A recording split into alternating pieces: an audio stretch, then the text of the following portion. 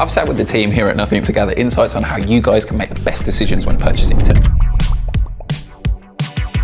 First and foremost, take a look at the design of things. Here's some that we've bought online. Look at the boxes that they came in. They all claim to be from different companies, but they've got a similar design, similar packaging. They've just got different logos. Upon closer inspection, these are all almost identical. This is because they're made using the same components in the same factory, and it even says so on the box. They're essentially the same product. Bit of a cheeky way to fact check this is to take a picture of these products, stick it into Google Lens, and compare the results. If you're seeing similar results and they're listed under different brands, then chances are they're probably being drop shipped from a cheaper manufacturer. Look, with all that being said, these may be a good fit for you. If you're looking for a cheap pair of beaters that have decent reviews, then go for it. But it's important to flag that sometimes you might think that you're getting a bespoke product, when you're not actually. This brings us to our next sign to spotting bad tech: meaningless naming. For example, Sony Extra Bass headphones, super bass Bluetooth portable speaker with mic, pure monster sound. Bruv. The point we're trying to make is that words like mega, super, and monster are just that, words. You can't really measure them or quantify them in any meaningful way. Product names should be straightforward and the product and its performance speaking for itself. So when you see a name that has words that you can't really quantify,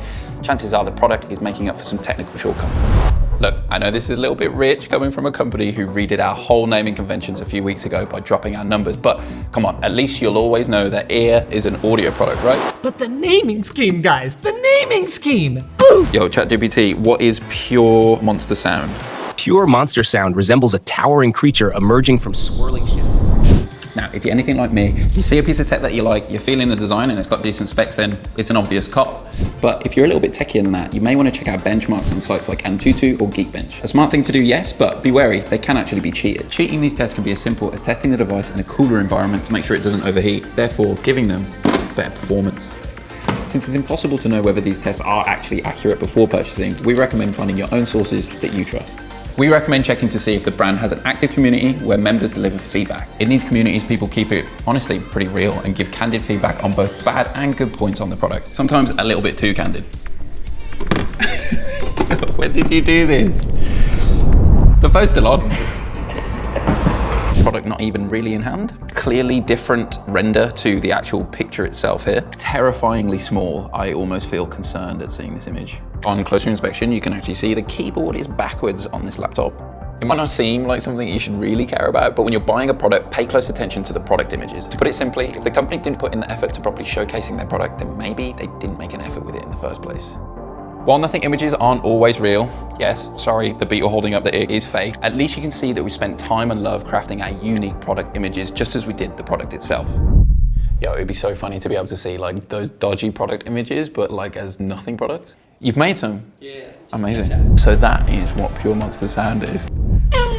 So this one's a little bit dicey for us to talk about because obviously we're somewhat of a new company, but it's still important to mention for your sake, brand legacy. It can be kind of hard to get a new product off the ground. As an example, when we'd approach factories in our first year, they'd expect us to pay nearly 2 months in advance before we'd even received our products. And that was because they didn't trust that we'd even make it until the end of the year. So obviously this then has its knock-on effects. Do we make crappy products or do we take an L on profit margins? In this specific case, we took the latter. Carl saw it back then as essentially us buying a ticket to the table of the industry. Now that we're a few products in and the factories trust us more, we can scale, we can make more of a profit, as well as maintaining good quality products. The point I'm making is that the odds are stacked against any new company who wants to enter this industry. There's been many companies that have died just after their first or second product, so our advice is to err on the side of caution when seeing these flashy new keynotes or launch videos. We are so thankful for our early adopters for placing their trust in us way back then, but you should be a little bit wary of products from new companies that don't have a track record of producing quality products. Products can improve over time, but if they're coming from an inexperienced team, the first product can leave a little bit to be desired. So if you're in doubt, wait it out. Okay, so moving on, when you receive your device, you want to be looking at the software to see if the device is preloaded with any unwanted apps, ads, or bloatware on top of stock Android. Some companies pre-install their phones with unnecessary apps, and these take up space on your new device, impacting performance and taking up storage.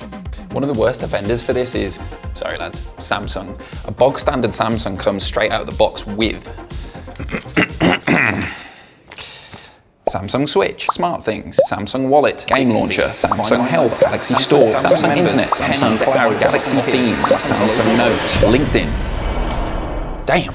Honestly, I personally think this feels a little bit wrong. Like, you're a customer, you paid for a product, how are you gonna make money on me after the purchase? Like, bro, make it make sense. In fact, Carl called this out in an earlier piece with this confusing line. You're buying the product, but are you the product or is the product the product? Because when you buy the product and you turn it on, there's a bunch of advertising. It's a weird one to get your head around, but it is a valid point. So take a deeper look into the operating system before you make the purchase. 3 million products sold. Did you hear? We are killing it. Let's be real though, at the end of the day, no matter how good a piece of tech is, it's always going to come down to price. There's a whole load of cost that goes into making a premium product to drive up the quality. So when Apple charged £500 for the AirPods Pro Max, there's a logic behind it. They need to charge that price so that they can make a markup on the cost. If you see a product that's listed for a much cheaper price, then there's a lower chance they've done that investment and they're not going to have those premium features that you might expect. Yeah, no, that makes sense. Do we do that with any of our products? One of the bigger costs I can think of is the software. So this is the cost of the internal team that you would have to do all the software tuning, set up the software experiences for the customers. And also you might think about buying stuff in. So there might be algorithms or licenses you want to buy in to really get that premium audio experience. That's expensive. It's expensive to have the team. It's expensive to buy in the best quality stuff from outside. So if you're looking from a purely finance perspective, it would make sense to save the money and cut them out. And you might have those features, but they won't be as good as the features you get in premium products. We want to stress that you should take all of these with a grain of salt. Buying tech is obviously a very personal experience. So if you're only looking for a cheap pair of £10 headphones because audio quality is not that deep for you, then don't let us get in the way of that. Ultimately, it comes down to what's right for you.